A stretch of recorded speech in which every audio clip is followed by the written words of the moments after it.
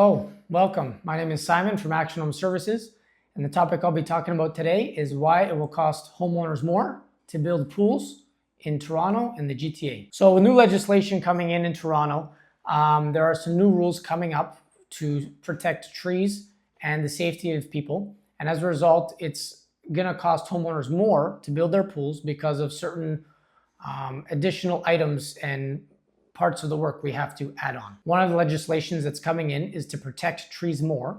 And as a result, what will be needed is that around the tree, there'll need to be a larger space between a tree and a pool.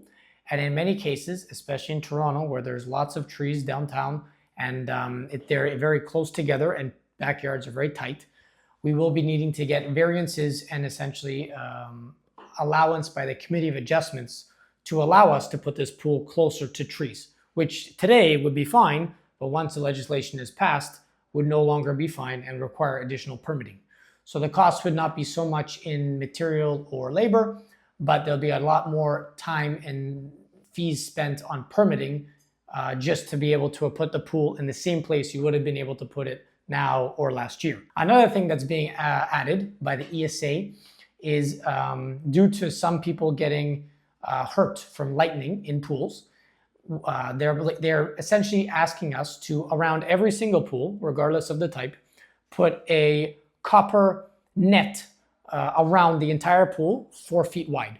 So it doesn't sound like very big, but this net is not a net you can buy somewhere at Canadian Tire. It's thick copper cable together with bolts in a mesh all the way around the pool, 4 feet.